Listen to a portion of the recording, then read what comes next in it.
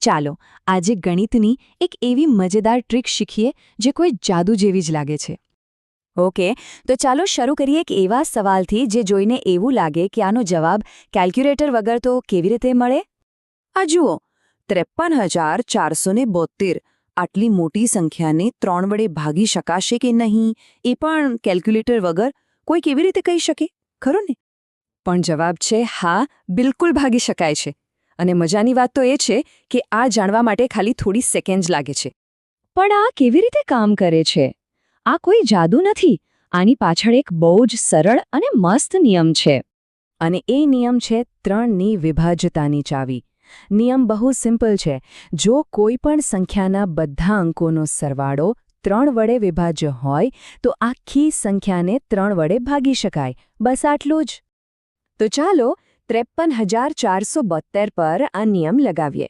Step 1, બધા અંકોનો સરવાળો કરો, એટલે કે 5 + 3 + 4 + 7 + 2. સ્ટેપ 2, સરવાળો શું આવ્યો? 21.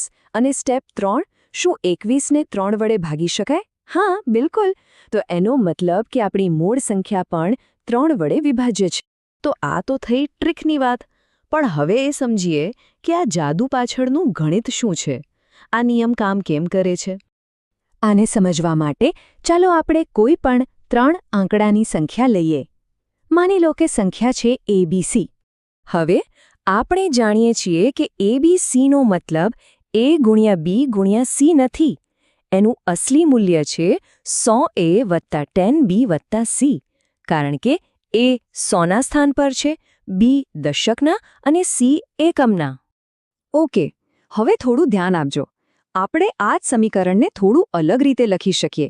જેમ કે 100A ને આપણે લખી શકીએ 99A + A અને 10B ને લખી શકીએ 9B + B. C તો એમને એમ જ રહેશે. હવે આપણે આ બધા પદોને ફરીથી ગોઠવીએ. 3 વડે ભાગી શકાય એવા પદોને એક સાથે લઈએ અને બાકીનાને અલગ. તો આપણને મળશે 99A + 9B અને બીજું A + B + C. હવે જુઓ, આપણી સંખ્યાના 2 ભાગ થઈ ગયા. પહેલો ભાગ છે 99A + 9B. 99 અને 9 બંને 3 વડે વિભાજ્ય છે, એટલે આ પહેલો ભાગ તો હંમેશા 3 વડે વિભાજ્ય જ હશે.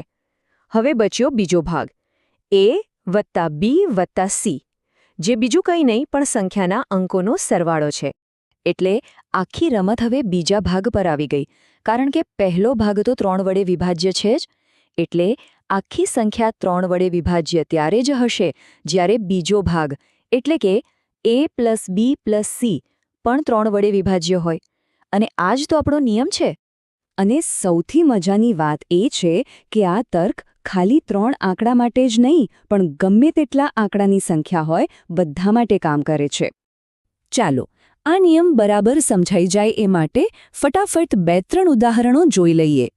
પહેલું ઉદાહરણ લઈએ, એકદમ સિમ્પલ, 123. તો નિયમ પ્રમાણે સૌથી પહેલા એના અંકોનો સરવાળો કરીએ. 1 + 2 + 3 એટલે કે 6.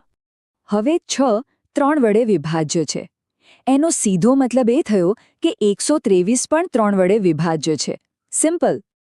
ઓકે, હવે બીજું ઉદાહરણ લઈએ, 728. ફરીથી એ જ પ્રોસેસ. અંકોનો સરવાળો કરીએ. 7 + 2 + 8. સરવાળો થયો 17. હવે શું 17ને 3 વડે ભાગી શકાય? ના. તો એનો મતલબ કે 728ને પણ 3 વડે નિશેષ ભાગી શકાશે નહીં. અને હા, અહીં એક પ્રો ટીપ છે. માની લો કે કોઈ મોટી સંખ્યા છે, જેમ કે 2379. એનો સરવાળો થાય 21. હવે જો કોઈને એ પણ ખબર ન હોય કે 21 3 વડે વિભાજ્ય છે કે નહીં, તો ચિંતા નહીં કરવાની. 21ના અંકોનો ફરી સરવાળો કરી નાખો. 2 + 1 એટલે 3, અને 3 તો 3 વડે વિભાજ્ય છે જ. એનો મતલબ કે 2379 પણ છે. તો આ નિયમ કેમ આટલો મહત્વનો છે?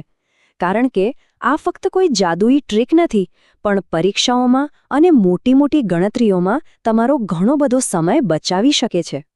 તો હવે જ્યારે આ ટ્રીક તમને આવડી ગઈ છે, ત્યારે હવે તમે કઈ મોટી સંખ્યા પર આને અજમાવી જોવાના છો?